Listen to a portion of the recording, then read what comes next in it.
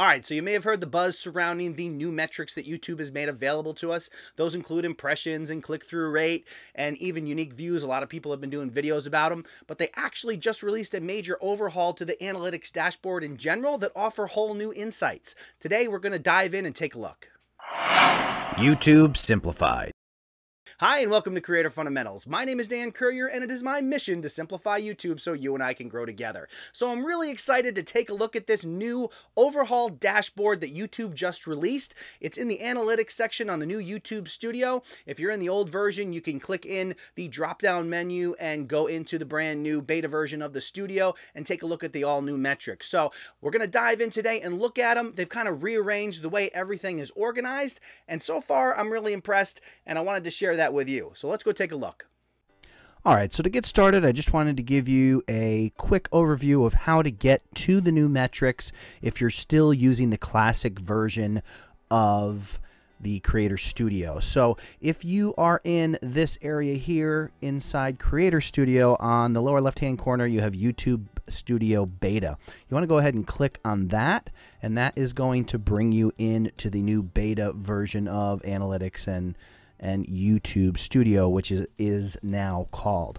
So first thing you'll notice is it displays all your videos in a much different format than you're familiar with in the other version. You can quickly see whether it's public, whether monetization is in effect when it was published, as well as current views and comments. But what we want to look at in this video is the analytics section. So we know a lot of people have been talking about impressions and watch time and click-through rate, and we'll talk about our impressions, click-through rate, and unique views. So we'll touch on those a little bit, but I also wanted to show you this entirely new interface. The biggest thing, one of the most exciting features I feel about this is you may be familiar with your latest activity, but they have done a couple things with regard to the latest activity, which I am really impressed by. So here, this is the classic version of the latest activity where we see our last 48 hours and when we see our top videos in terms of views, etc. Across the top here is really where they made a lot of changes. So you have your general overview, which shows you have watch time, and you can toggle through and see your views change and subscribers and revenue, etc. And then they have these new tabs, which are reach viewers, interest viewers, build an audience, and earn revenue. So when we take a look at reach viewers, this is where they're going to show us that new impression data that's going to give us some additional insight. Although I do want to mention, I've seen a lot of people cover the new impressions and click-through rate, and I think some people are jumping to too concrete a conclusion about what this data actually means. There's a lot of variables that aren't really covered in this data that you really want to consider. A lot of people are jumping on the click-through rate, and they think that if the click-through rate is really high, then they're doing really great and whatnot, which may or may not be true. But I just think that there is a lot more to consider than just what they've put in this funnel. The other thing about this funnel that I'm not quite thrilled about is they give the impression that your 970,000 impressions drove your 56,000 views through a 3.8% click rate. Well, if any of you have done the math between these numbers, you'll see that 3.8% of 970,000 impressions does not equal 56,000 views. And when we look at some of these descriptions, total views for the selected date range, this includes views that did not originate from impressions. So it's kind of a misleading representation of the way impressions convert to actual views and watch time, because they've chosen to include views that are reached outside of impressions, meaning if you had views that originated directly from links on social media, Facebook, anywhere else, then that data is going to be included in these views, and in reality we're not driven by the impressions that they outline up here.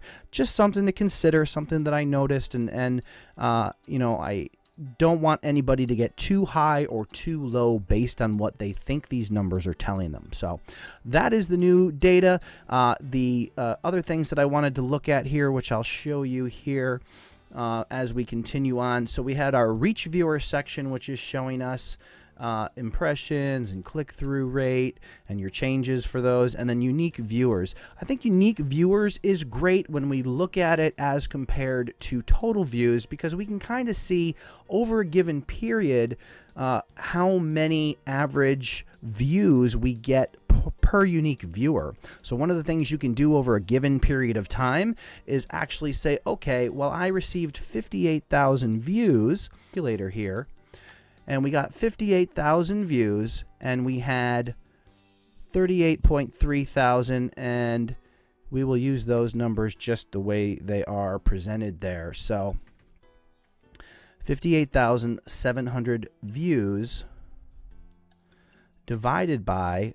38,300 views, and we'll see on average we're getting 1.53 views per unique viewer. So that means that there's a certain percentage of our audience that is going beyond the initial video that they watched to check out these other videos, which is it's a good indicator, something that you can track over time. They don't really present it in this fashion to you just like that, but if you wanted to keep your own records and kind of measure how well your videos are leading people to watch more than just the video they initially clicked on, it might be an interesting way to try to improve that number and get people to hang around on your content even more. And obviously one of the ways we do that is by focusing in on a niche and ensuring that our videos are related enough that when somebody comes to view one, there's other content that they'll want to watch.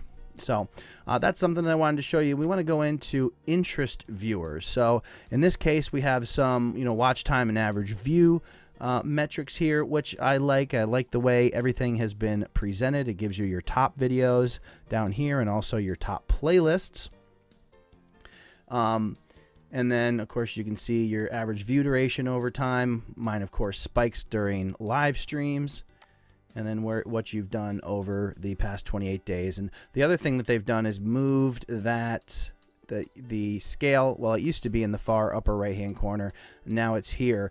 The one thing about this new version, they haven't implemented the custom timeframes yet, so I'm certainly hoping that they do that, because I'd like to be able to look at the last 7 days and then look at the week before that and kind of look for progress cues there. So that's something that would be helpful. And apparently when you click on that individual one, it throws it up to the big screen, which is kind of cool if you want to see it bigger than that. But to me, that seems like a pretty good way to go there. And then the next one is build an audience. So here we're seeing our total unique viewers, what our average views are per viewer, and then our total subscribers. And this gives us some of our demographic information. Much of this is similar to what we see on the previous version or classic version. Now I can't click into earn revenue to show you that, because now they're putting the CPM numbers on that page as well as your revenue earned, and that's not something that you're supposed to broadcast.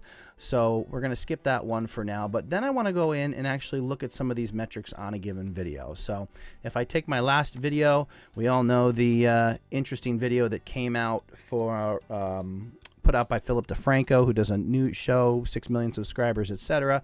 And this was a video that I did in response to his video where he was basically claiming that YouTube had unleashed a suppression bot on his channel. Boogie2988 also jumped in there to give his opinion, etc. But we're more concerned about the metrics here and what they might be able to tell us. So the one thing, and I'll show you the one change about the recent activity that I really find interesting, and we'll get to that part in a minute. But so we see here average audience retention is at 62% with an average view of 2.5 minutes.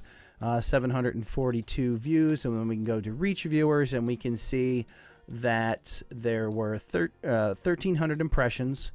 See, this is a greater example of how far off this impression click-through rate. So a total of 1,300 impressions, 5.8 click-through rate, but I have 742 views, which basically means the majority of these views originated through my social media sharing through Facebook and Twitter and etc.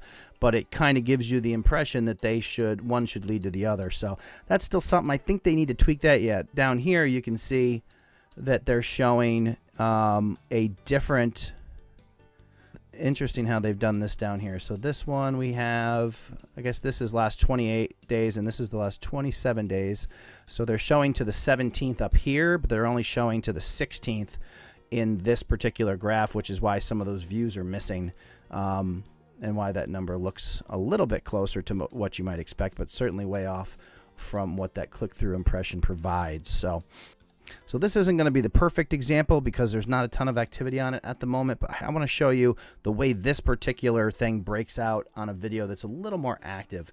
So let's jump back here real quick. I want to let's just grab the biggest video chugging right now, which is this one, because it really gives you a much better insight as to what they're doing. So how cool is this? So the latest activity is now it's your last 48 hours, but it's also breaking it down to show you exactly where it's coming from. So it's showing you had 50% of your views through suggested, 20% through browse, YouTube search is 18%, etc. So I think that is an awesome enhancement, and to me, I think that it will definitely show you cases when you have a video that starts to take off. You're really going to be able to see what's going on here and what's driving that. Now, I'm going to say something a little bit controversial, and do with it what you will, but I want to show you why. A lot of you guys have probably heard about or recently Tim Schmoyer talking about the power of suggested video and how keyword research and all that doesn't really matter anymore, and search doesn't really drive traffic. You know, and I've been thinking about that a lot. Obviously, he's a very successful YouTuber, and I have nothing against him personally. But in this particular case, I think the way in which he's delivering that information is a little bit misleading when it comes to small YouTubers. And I want to show you a video as an example of why I think that is maybe completely true for larger channels, but not really representative of what a smaller channel should be focused on. And we just want to cover this real quick, and this gives you a great opportunity to be able to see that information. So we look at the latest activity of Go Live with OBS, which is a how-to video that is strongly based on YouTube search traffic. So as you can see, this video we're looking at closing in on 7,000 views, and 3,500 of those views, or in general, half of the traffic, whatever the actual numbers are in the last 48 hours, half of that traffic is YouTube search. And the idea that you would just skip over the ability to do keyword research and head straight into trying to target suggested videos, I think is just a much harder task for a brand new YouTuber. Whereas with the YouTube search and learning how to do keyword optimization and things like that, you slowly work your way into the process. You become familiar with how YouTube operates. You're able to generate those small trickles of views, which help kind of build your confidence and your knowledge about how everything works here on YouTube, and it shows you some progress. My concern with merely targeting suggested, which we all know can absolutely explode a channel without ever doing any search traffic, it's not easy to do. If you watch his video on how to get suggested is so much weighted on the activity of the actual user who is watching a given video that's going to dictate what shows up as suggested to them. So while you can do certain things to help that, which basically the best things you can do is have a home run thumbnail and a killer title that people just want to click on, you know, can help you along those ways, but it's not an easy task to nail all your videos and suggested videos. And for that reason, I think YouTube search definitely plays a role in the beginning for a channel in understanding exactly how to get some momentum going while you're trying to figure out that suggested video and get more, you know, improve your skills, how to make videos, your frequency, getting into a schedule. All those things are super important. And I think that gets kind of lost with the idea of YouTube keyword research doesn't matter and just head for suggested. While suggested is definitely, the way I kind of look at it is, you know, you need to get from here to the store. A car is probably your best way to get there, but you can get there on a bike. And if you don't have the resources to be able to drive a car, you don't simply say that the bike is not useful.